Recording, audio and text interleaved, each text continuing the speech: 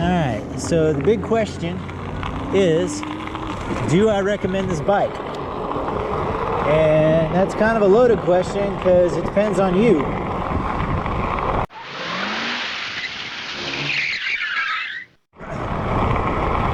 So are you the type that rolls in a Jeep, goes overlanding, camping, hunting, fishing, but also wants to commute? Well, this is your bike, especially if you're on the taller side. Now, if you prefer a Prius or a Honda Civic and you just want to put to the library every now and then, and you're on the petite side, I probably think that there's other bikes that would suit you better.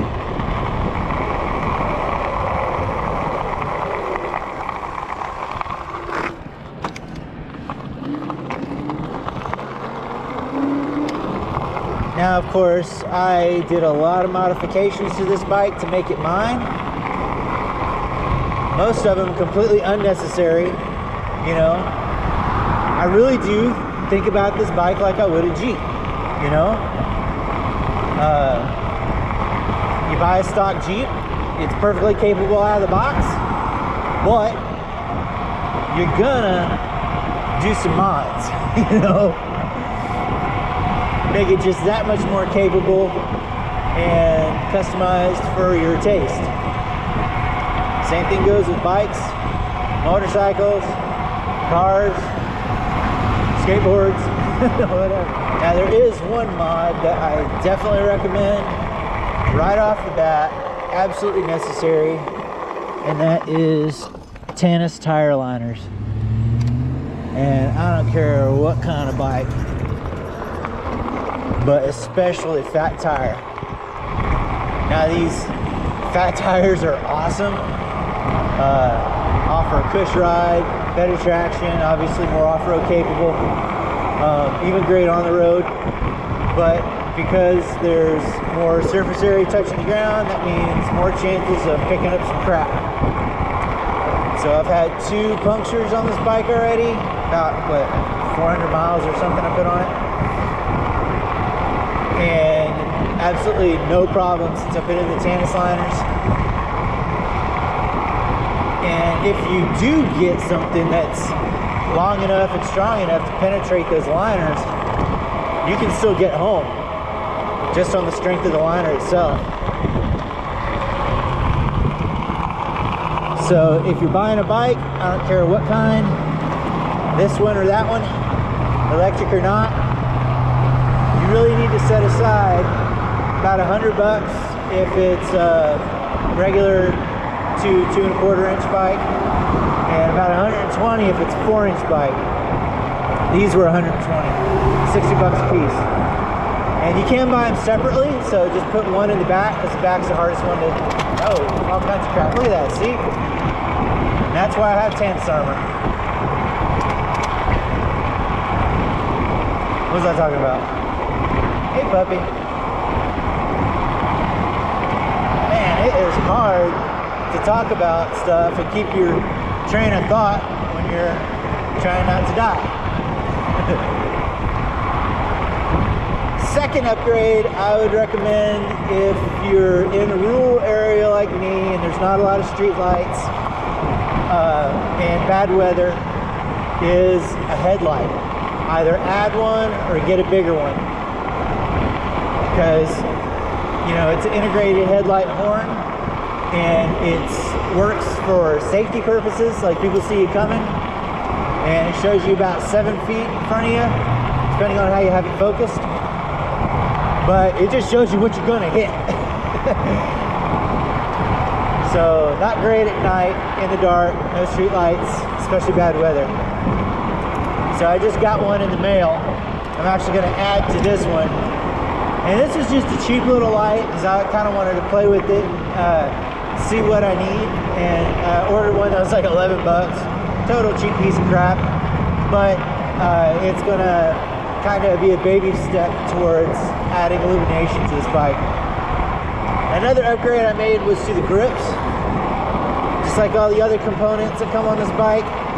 Perfectly adequate grips, really nice, well built, clamps are great, but they're just a little on the narrow side for me, and they're that leather material, so they're a little on the slick side, especially in wet weather. And I was accustomed to these wide grips, and I like that rubber matte feel to them, so I went ahead and swapped out to these. Not necessary, but you know, works out for me. So what's the main reason I recommend this bike? Probably the main thing is Wallke themselves. Before I even received the bike, it came pretty quick. They were in contact with me. It's like, hey, let us know what you think. Let us know if you have any problems.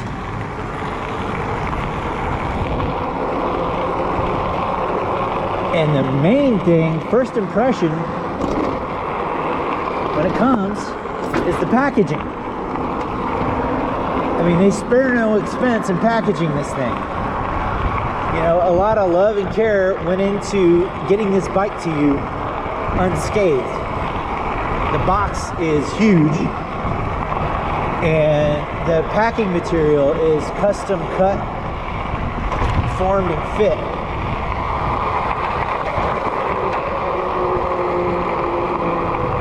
And, you know, the box came with no damage. And obviously the bike came with no damage. It was impressive. Especially compared to other unboxing videos I see where, you know, the bike is basically just kind of thrown in a box, zip tied together with some foam wrapped around it. And 9 times out of 10 in those unboxing videos, there is damage. Not the case with this bike. And I'm assuming that Wallke does that with all their bikes across their platform. Now, I know what a lot of trolls are typing right now. Just another Chinese production bike. Well, yes, Wallke is a Cantonese company. That being said, if you go to their website and look at their mission statement, you'll see that they really care about their customers. They really care about the products they're putting out. They actually manufacture them there, and they sell them there.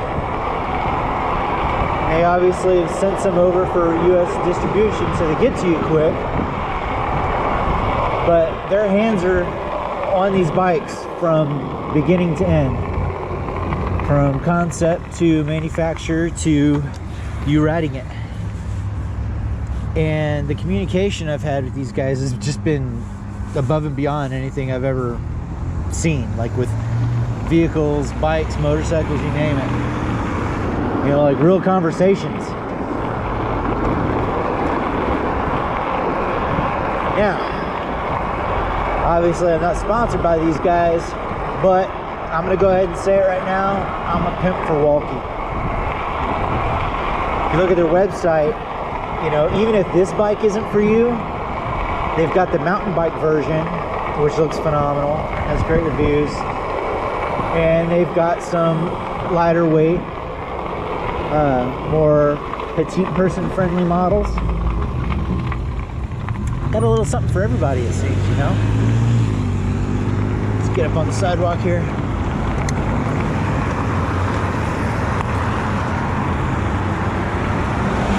And yeah, I know we're kind of predisposed to poo-poo anything Chinese,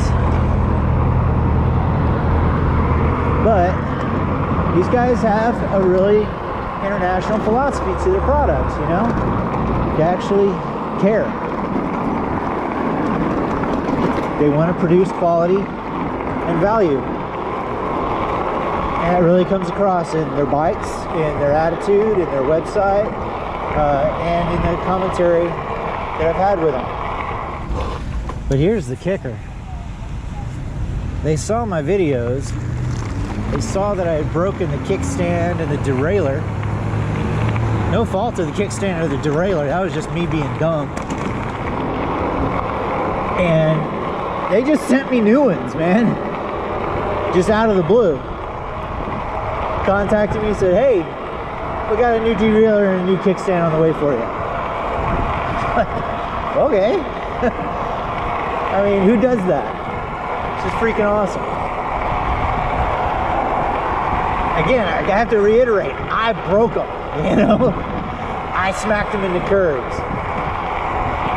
So, that's just cool. So, am I sponsored by them? Nope. Am I a pimp for them? Yeah. Will I be possibly doing product reviews for their future items? Hope so. Do I love this bike? Yeah. Will I be making more modifications? Oh yeah. Are there some things that could be better? Yeah, but probably not for the price. And again, you go buy a Jeep, you're gonna have to upgrade the shocks, do a lift, buy bigger, better tires, upgrade the audio. You're gonna have to do a lot to make it yours. No different with these bikes. And that's actually what I like about them. So the problem with this being such an odd duck is it's not a typical bike frame. So certain things like you know, bike locks and stuff like that, there's not really a place for it, like on a regular mountain bike or cruiser. But that's where the rack comes in. Throw everything in a bag, and I actually have the basket on right now. And the other day, I brought a whole case of gloves to work with me. Normally when I get a case of gloves in the mail, so I get all my deliveries done at the house, that's going to require 4 wheels to get it to work.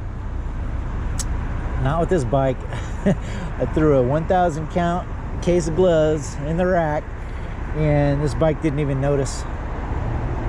So that was awesome. And you guys will also notice that I keep the bike in a garage, and the whole folding aspect might not be horribly necessary to me, but it actually comes in quite handy. Even if I don't break it in half, just being able to fold the handlebars down and make the bike have a flat profile is awesome. You know, on really nasty days, I can bring the bike in the shop, put it in a hallway, and everybody can walk right past it. It's not even in the way. And I have actually broken it all the way down and thrown it in the back of the Land Rover. That is just awesome. That's unbelievable. No disassembly required. It is on the heavy tip, you know, but pull the batteries out, make it a little bit lighter for yourself, a little bit easier. But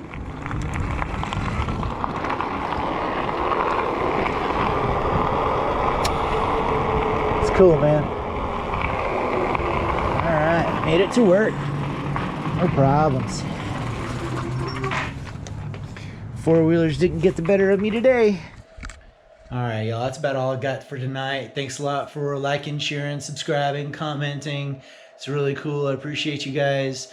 And I really appreciate you, Wallke, for sending me new stuff, even though I broke the stuff. It's just really cool. So I'm going to get after installing this light, putting that new kickstand on. The derailleur works fine. I bent it back into shape, but I got a new one. Might as well put that on too. So I'll do my best to film all that and see you in the next video. Cheers. Pimp. Thanks for watching. Like, share, and subscribe. Please and thank you. Good job. Make sure you bring it back with a full tank. Okay.